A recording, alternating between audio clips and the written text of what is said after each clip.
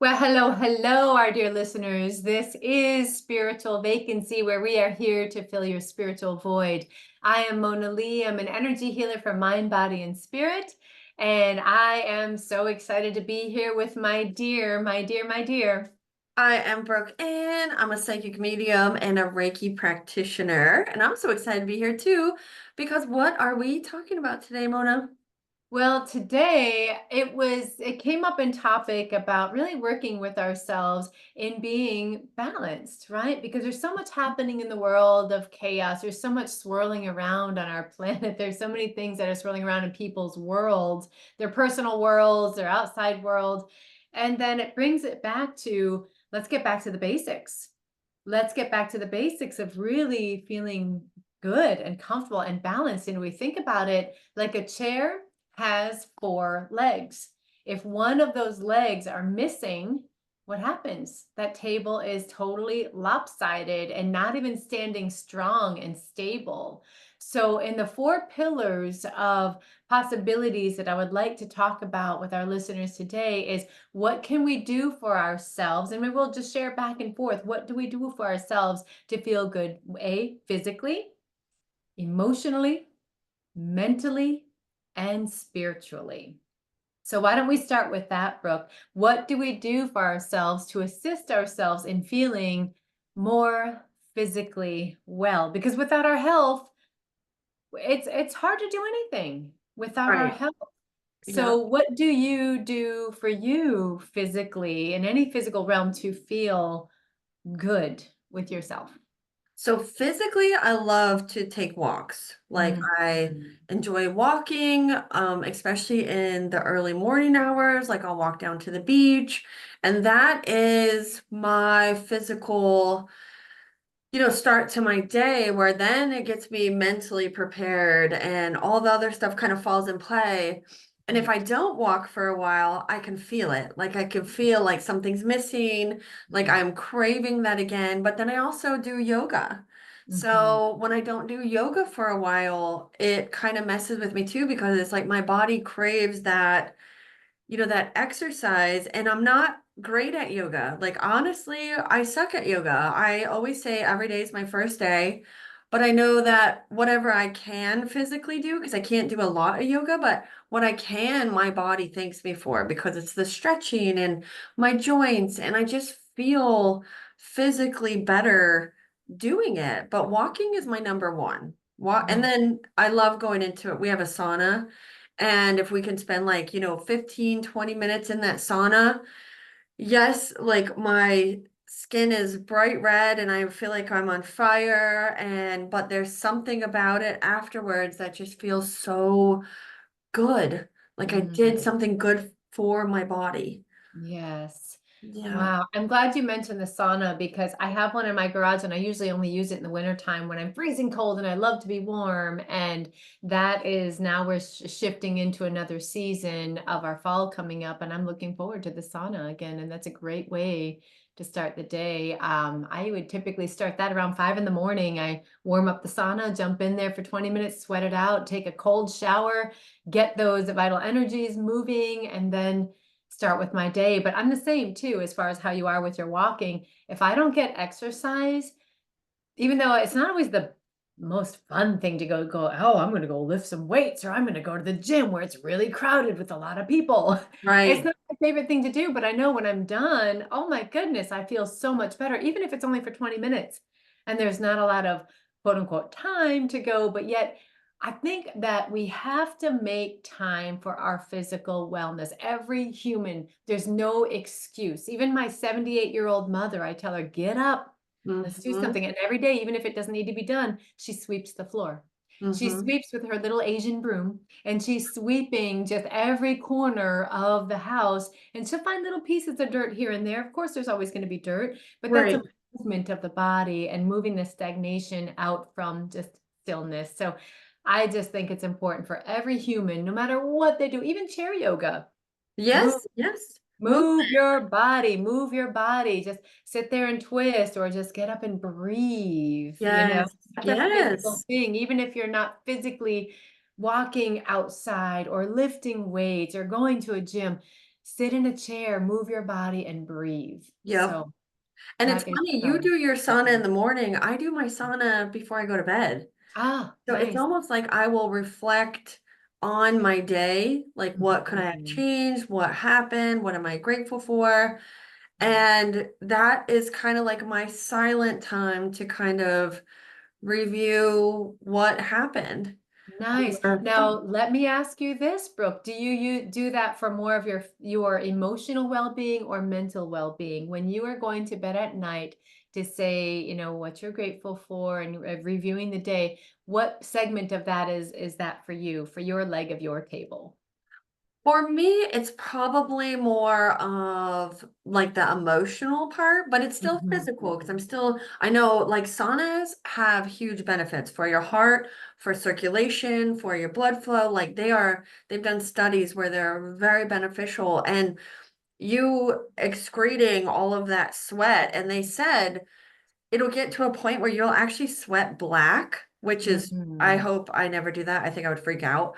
But it can get to a point because you're releasing toxins from your Yeah. body when you sweat that much. Because my sauna got to like 180 degrees one time, and I can tell you Oh, that's like your skin is on fire. Like that's yeah. not really recommended. But Yeah. for me, it's more of the emotional part where because it's so hot, I Mm. don't think about, it's almost meditative being Yeah, I in guess that it would be. space, taking Yeah. the time. Yeah, I so guess, yes, emotional I bet and it physical. would be. So the emotional, what else would you suggest for people to take better care of themselves emotionally? Is there I anything think else? writing in a journal, I think Mhm. writing down what you're grateful for every day or grateful for in the moment, or even make a mental list. Because of course there's things that we can all like get aggravated about, or, and sometimes we don't even know why we're aggravated about certain things. You know what I mean? And we can't even express like why we're frustrated, but we just have that internal feeling where it's like, everybody's just like, no matter, I mean, someone could say hi and you're like, why would you say hi? You know what I mean? Like, it's like, and you don't know why though, because they didn't do anything. And Yeah. I think sometimes when we just take a moment and sit with ourselves and with our emotions and then just be like, it's not that bad. Like, let the shit go. Mm, Let whatever emotion go. Start over in the moment. You don't have to wait till the next day to start over with your emotions, because some people are like, well, tomorrow's a new day. Well, start now. You mm, don't have to wait for tomorrow to feel better. Start now. And that's of right. course, sometimes, our physical pain can be very depressing or very, really get you down. And that can be hard. Like if people have issues with their back or stomach or, things that you can't really control. I mean, that's hard too, to try to see like more of a positive thing in the moment. But then it's like turn on comedy, make yourself laugh, get that distraction away from you where if there's any kind of like negative emotion, because that's human though, we're still human in Yes. all of it. But I find writing in my journal every morning about everything that I'm grateful for, and it could be as simple as my family, the roof over my head, my car that starts, what it doesn't have to be like, some amazing thing that you're grateful for. It's like the little things. And Mhm. then it kind of puts everything else in perspective. Like Yeah. there's no reason to get too upset about anything. Everything's gonna be fine. Yes. And everything always turns out fine too. It's Yeah, amazing yes. how, like in the emotion of being human, how, worries can happen within people or fears can happen. And those things, if we realize they are not real, Right. like fear, false evidence appearing real, it's something we create in the constructs of our mind. So finding that emotional balance. And what I found is also finding the neutrality, practicing being neutral, like not too happy, not too sad, but right in the middle where there is no, not almost like where there's no emotion, but almost like being in the void, just being in that peaceful state. and practicing that. And I find that for my emotional well-being is meditation. If I don't meditate, oh my goodness gracious, look Yeah. out. I Mhm. have to meditate. And for people that say, I don't have time to meditate, it's as important as brushing your teeth. 5 minutes. Just like Yep. 5 minutes. Yeah, exactly. 5 minutes, 2 minutes, it doesn't matter. Sit your butt down. You don't even have to sit down. If you're doing dishes, meditate while you're doing the dishes. If you're Mhm. walking, meditate while you're walking. Yep. There are ways to find meditation. If you want to take 1 cup of water and pour it into another cup of water, you can meditate on the droplets of water, reminding us to become that element of water. Be like water. When you go into the cup, you become the cup. Just whatever it takes. There's also, you can light a candle. You can Yes. light a candle, stare at the candle flame, look at the candle flame dancing in the blues and the oranges and the yellows and the bright colors, and then close your eyes and bring the light into your third eye, into your forehead. Mhm. That can be done in 1 minute. Yep. It's easy. There are ways that we can find our ways to become neutral emotionally. Yep. So those are some just little bit tidbits of emotional well-being. So I want to talk about the next leg, Yeah. if we may, mentally.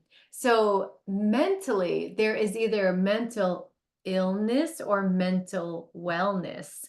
And of course, the mental illness can be a scary thing for many people, but when we maintain our mental wellness, it's that's just as important too. Like feeding our brain, like you had mentioned, like if you're thinking something, well, maybe you didn't say thinking something negative, just switch it over to a positive, and just Yes. gratitude. There it is, gratitude.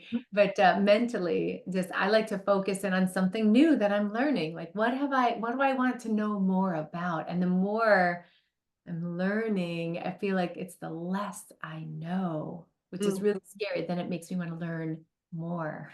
So Yes. mental well-being personally for me is learning something new. Yeah, that's good. That I like that. I don't know about I'm trying to think of what I do mentally. What Mhm. do I do mentally? I don't know. I'm like, maybe I sit in meditation, but then when you were talking about you said mental illness, right? A Mhm, lot yeah. of times though, people don't even realize their own mental illness. They don't realize they have a problem. It's always the outside people that are like, oh, something, something ain't clicking over there. Like there's something happening. But a lot of times because like bipolar runs in my family, the people that have bipolar do not realize they have bipolar. Mhm, They mhm, don't see it as a problem. They just feel like they're, angry at times or they're moody or there's always like a different reason why they're the way that they are, but it's not always diagnosed. And then when it is, it kind of makes sense. hmm. But I think sometimes it can be challenging with, mental wellness or to feel like you're in a good place depending on what you got going on. But then, like you said, when you switch it into gratitude, and I always tell people, our thoughts are positive.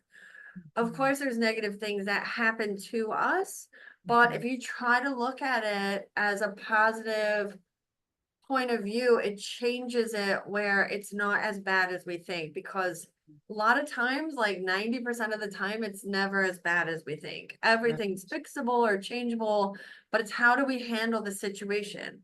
There you Do we go. There handle it you with go. anger? Do we handle it with hurt? Do we handle it, rationally? Do we Mm, just sit on it and react later after we've thought about it? Because, mental health today is very hard, yeah, especially with all the outside influences, and there's a lot of different demands on people that were not there, 20 years ago, sure. well, Sure. to keep up with or what's expected of us, I guess. Sure, sure. I think that a couple things that had come up while you were sharing is that once people take accountability Um, and responsibility for what they're feeling or what they're triggered by or what's happening with their emotions or mentally what they're processing through, I think it's really helpful once we can become more and more aware, mhm. cognizantly aware and more connected to ourselves in Mhm. every way. Um, That is so important to stay and find out too what's triggering, and that's a beautiful mirror of what's happening. Like, where do we feel these things and why? And then really getting to the root Right. of what's going on so that can help us go through processing. So, yeah. Yeah, that's true. And sometimes I tell people just cry it out. Honor your feelings, Mm, cry. Lay in bed all yeah. day. Do it, but don't do it forever. But do it like Right. one day and really Right. honor your feelings or honor your anger and just, turn your phone off, do whatever you need to do and be in your emotions. And then the next day wake up and be like, I'm ready to own this shit. Like my Mhm. emotions are now, I honor them. I'm done. Let's move on. And I'm not going to be that way anymore. Mhm. Because sometimes if you don't honor your emotions or honor how you're feeling, it never goes away. It Right. just keeps Right. continuing on and on and on. And a lot of times Absolutely. people are afraid to cry and let it out and honor it. And it's like, just do it, Sure. move on.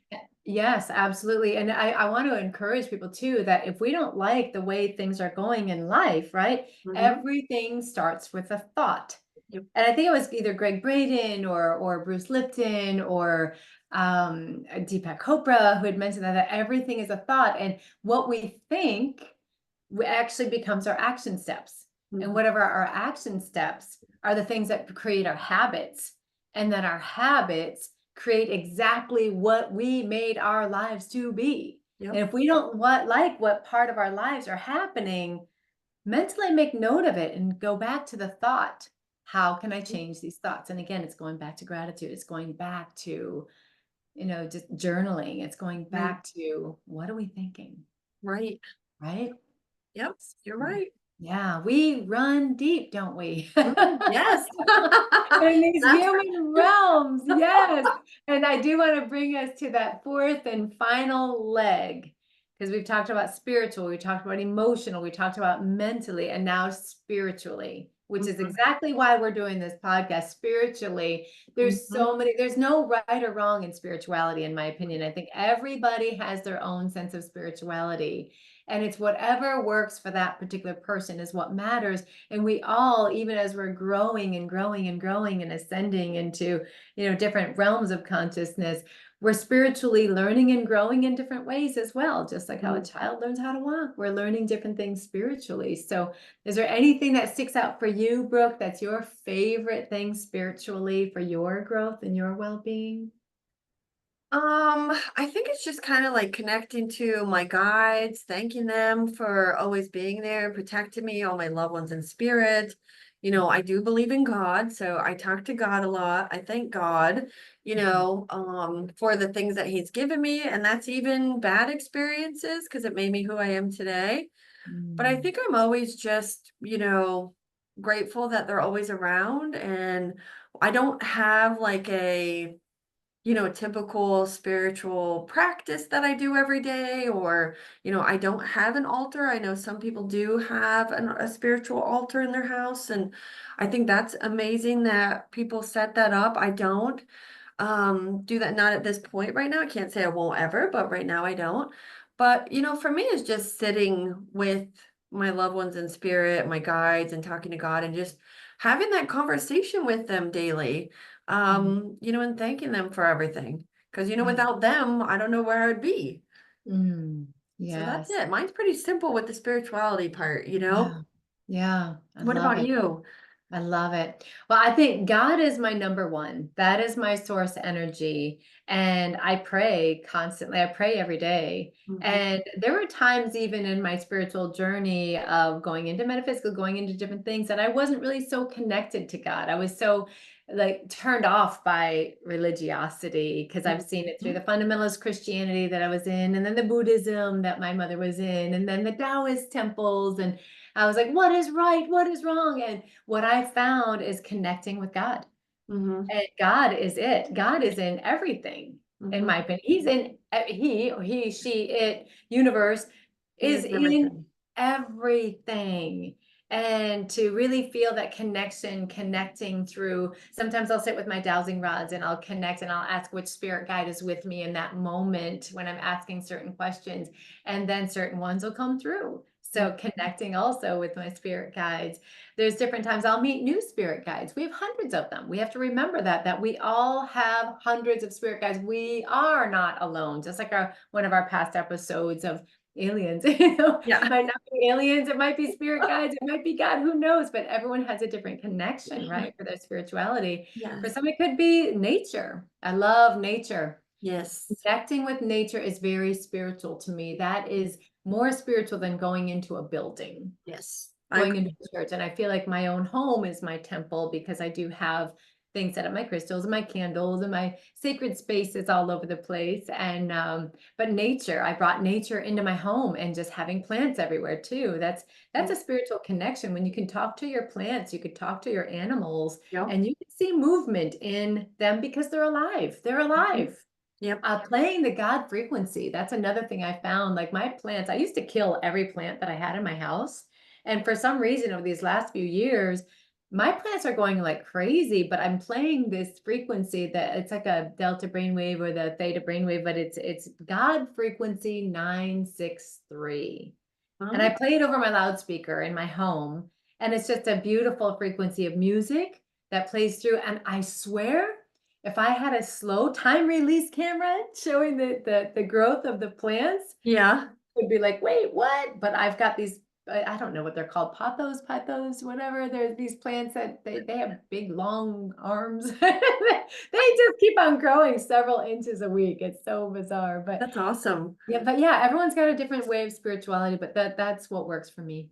Yeah, Yeah. I agree. The beach is like my spiritual place. I like the mountains, but I'm not connected to the mountains. Like, some people absolutely love the mountains, and that's great because that's their spiritual, connection. The beach is mine. Like, I've always lived by the beach, I've always been by the water.